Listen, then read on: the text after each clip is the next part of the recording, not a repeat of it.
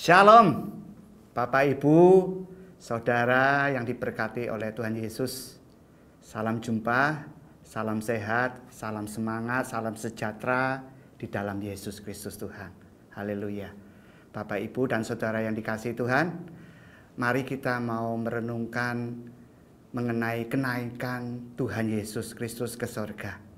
Ya, kita sudah memperingatinya, mari kita merenungkan apa peristiwa apa yang terjadi dan apa yang Tuhan janjikan. Yuk kita mau baca sama-sama firman Tuhan di dalam Kisah Rasul 1 ayatnya yang ke-9.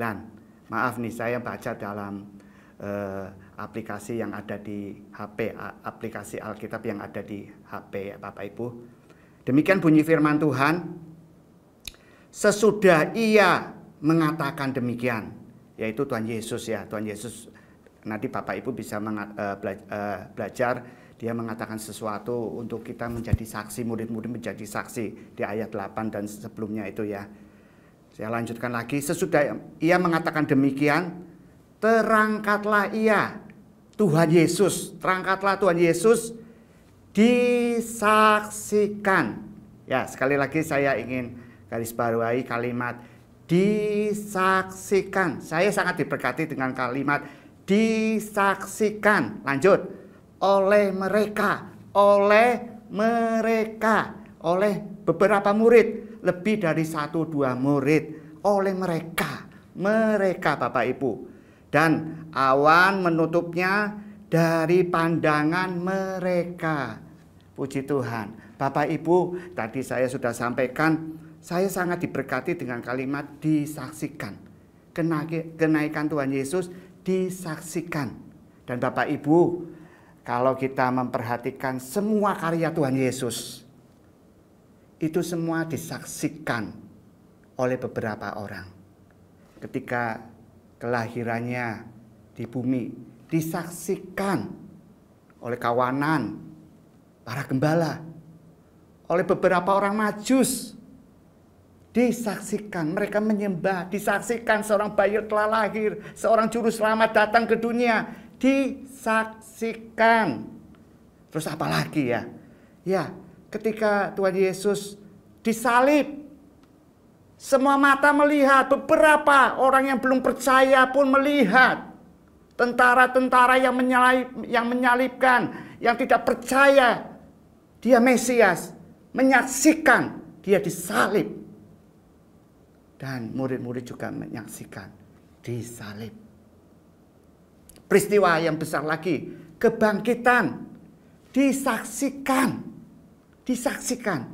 oleh beberapa murid, bukan 1-2, tapi banyak murid. Bahkan selama 40 hari Tuhan Yesus menapakkan diri, membuktikan bahwa dia hidup, dia bangkit.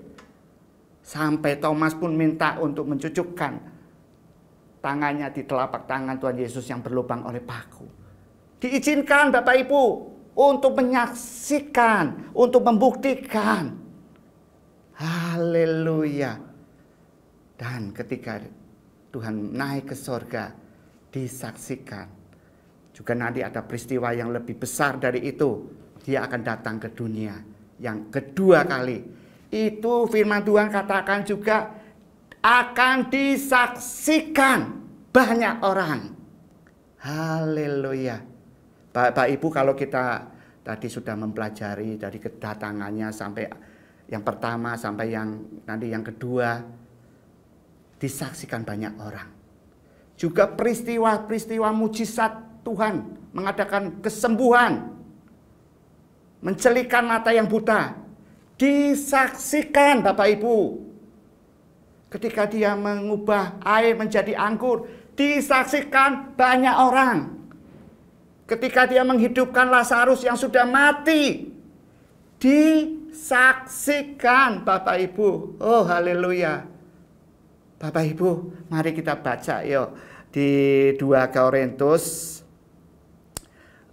ayat 13, pasal 13 ayat 1, maaf. 2 Korintus 13 ayat 1, saya ingin bacakan dalam terjemahan bahasa Indonesia masa kini. Ini adalah untuk ketiga kalinya saya mendatangi kalian. Ya, ini perkataan Paulus ya untuk jemaat Korintus, bahwa dia untuk ketiga kalinya datang mengunjungi jemaat Korintus. Apa yang dikatakan Paulus pada kedatangannya yang ketiga kali mengunjungi jemaat Korintus? Dalam Alkitab tertulis, setiap perkara harus didukung oleh kesaksian 2 atau 3 orang saksi.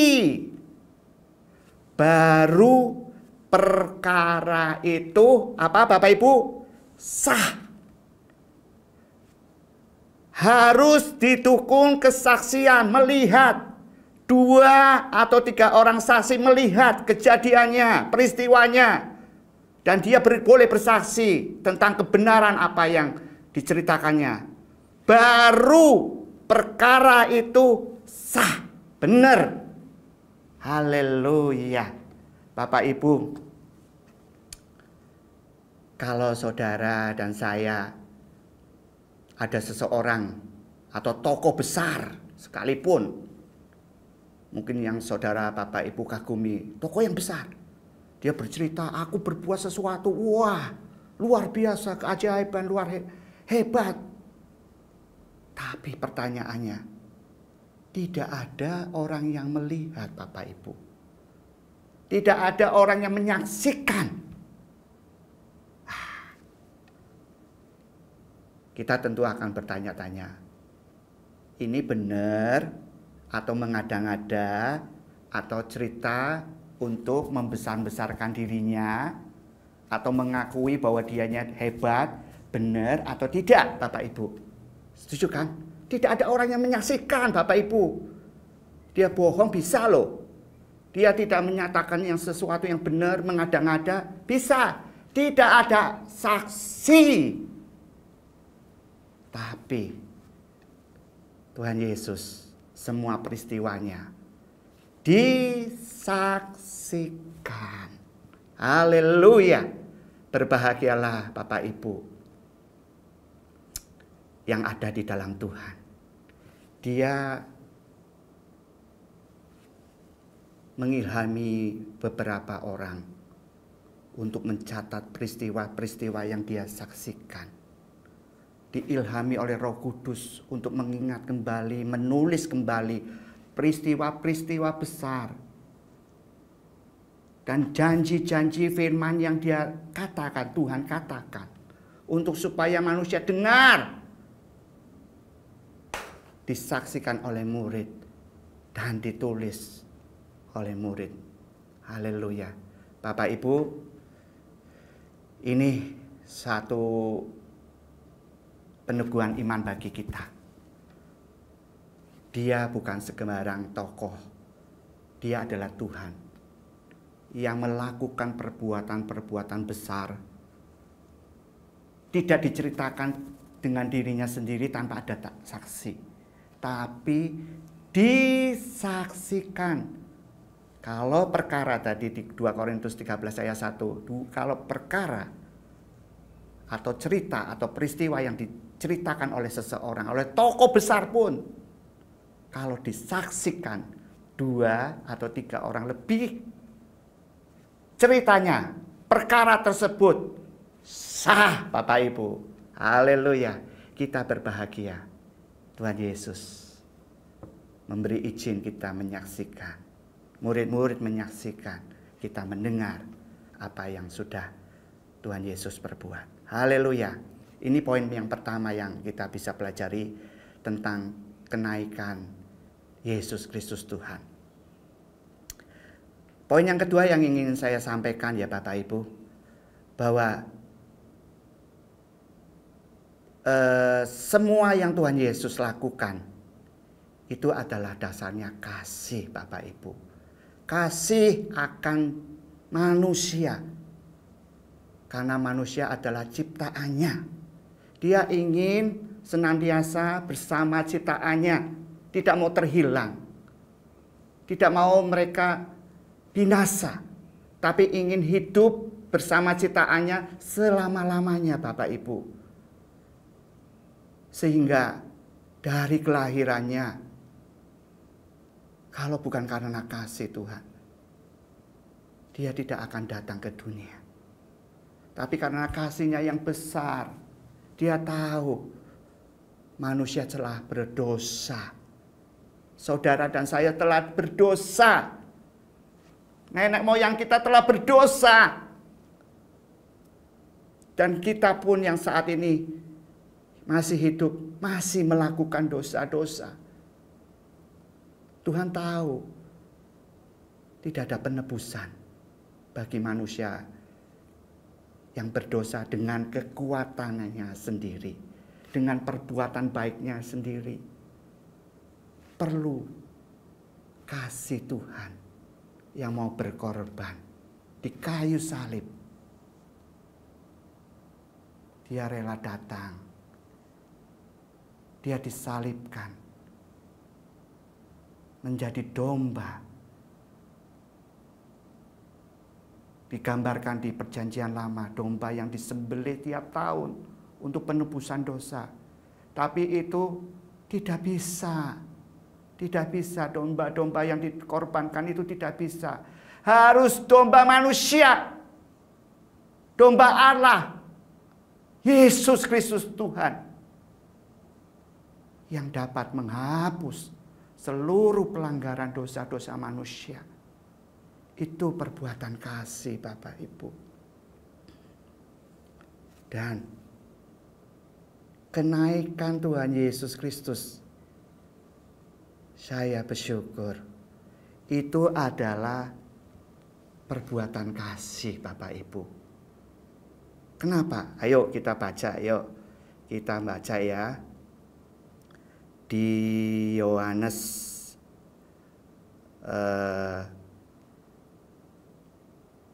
Yohanes 14 ayat 1 dan 3. Jangan gelisah hatimu.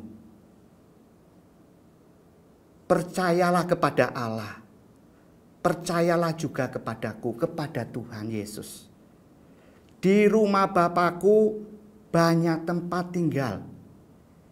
Jika tidak demikian, tentu aku, Tuhan Yesus, akan mengatakan kepadamu. Perhatikan baik-baik kalimat ini. Sebab aku, Yesus Kristus Tuhan, pergi ke situ, pergi ke surga. Untuk apa Bapak Ibu? Untuk menyediakan tempat bagimu, bagi saudara dan saya.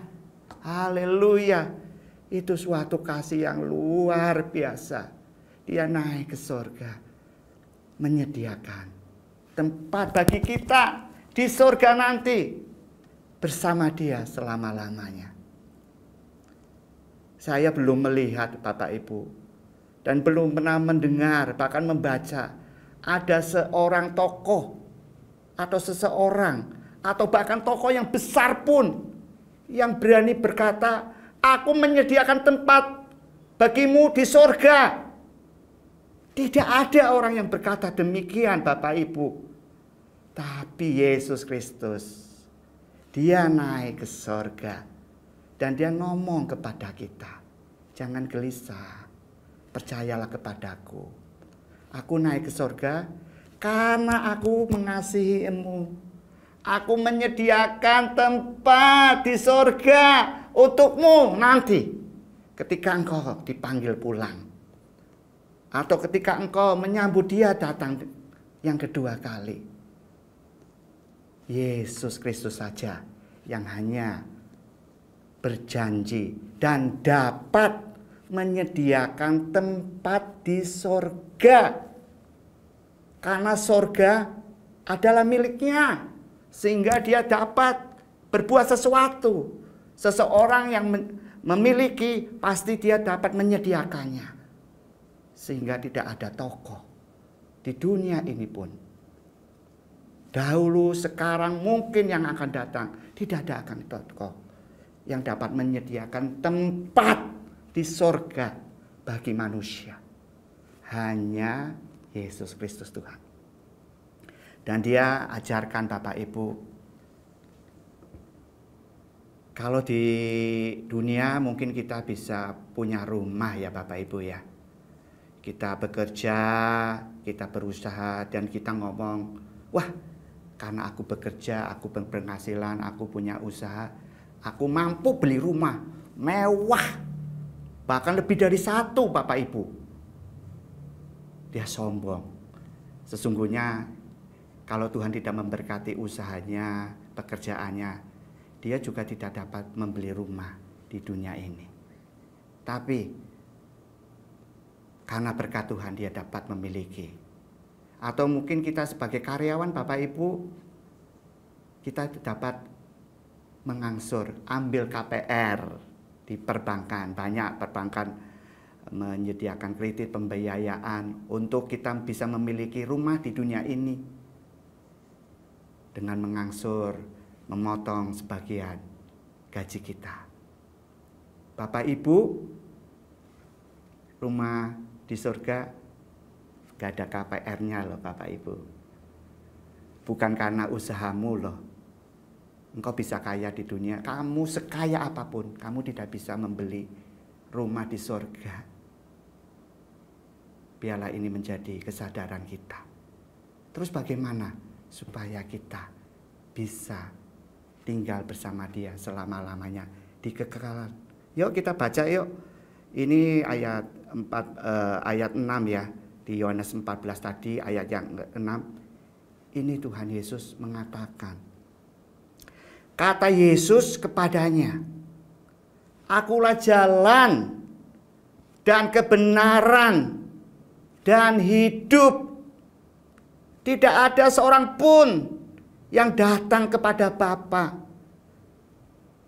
Di surga tidak ada seorang pun kalau tidak melalui aku, Bapak Ibu.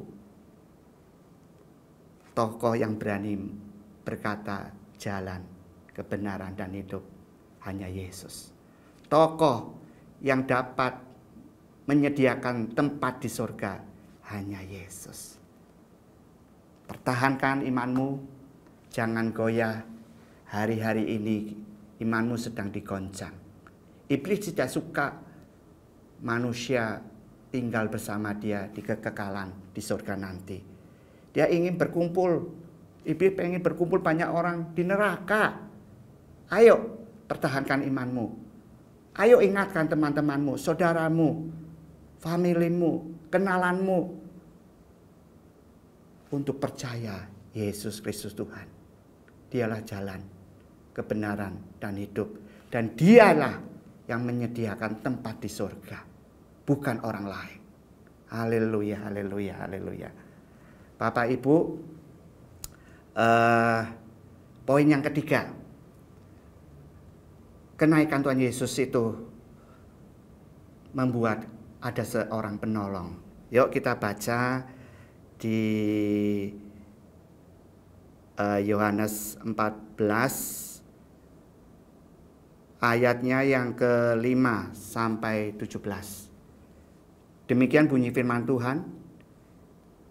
Jika kamu mengasihi aku, mengasihi Tuhan, kamu akan menuruti segala perintahku.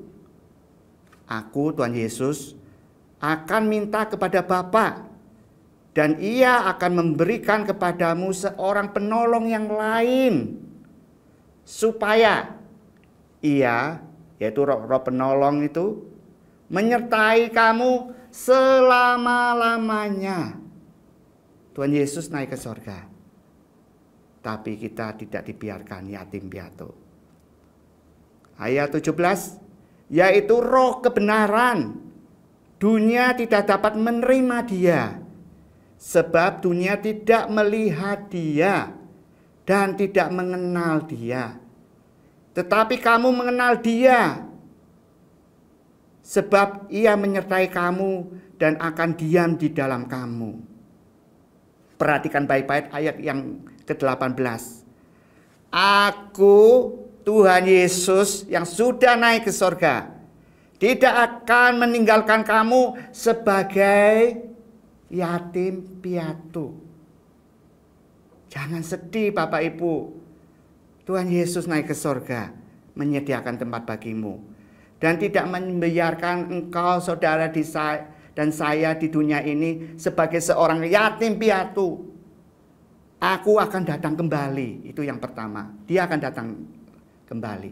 Dan yang kedua, ada penolong yang Tuhan utus, yaitu Roh Allah sendiri. Roh kebenaran. Dia ada di dalam hidup orang percaya Bapak Ibu. Ada di dalam hidup Bapak, Ibu, dan saudara dan saya. Ayo kita berkomunikasi dengan Roh kebenaran. Dia pribadi yang hidup. Dia bukan benda mati Bapak Ibu. Dia Roh Allah yang hidup, yang dapat berkomunikasi dan mau rindu berkomunikasi Bapak Ibu. Kalau benda mati tidak bisa bicara, tidak mau berkomunikasi, kita diamkan dia tidak marah. Tapi kalau roh yang hidup, Bapak Ibu didiamkan. Kalau Bapak Ibu didiamkan, wah rasanya nggak enak ya Bapak Ibu. Bagaimana kalau kita mendiamkan Roh Kudus yang ada di dalam diri kita? Apakah Roh Kudus nyaman dengan Bapak Ibu? Tentu dia sedih. Dia pribadi yang ingin mengajarkan kita, menuntun kita, menguatkan kita, membimbing kita, mengingatkan kita, menginsafkan kita. Dia selalu berkomunikasi dengan kita. Biarlah kita menjadi orang-orang yang setiap hari menyediakan diri sejenak bersaat teduh, menentukan hatimu, pikiranmu, rohmu, bersendiri dengan dia, berkomunikasilah dengan dia, dengan waktu yang spesial. Berikan waktu yang terbaik bagi Roh Kudus. Dia pribadi, Roh Allah yang hidup, bukan benda mati. Haleluya. Selamat merenungkan apa yang Tuhan Yesus lakukan saat dia kenaikan Yesus Kristus ke surga. Tuhan Yesus memberkati. Haleluya.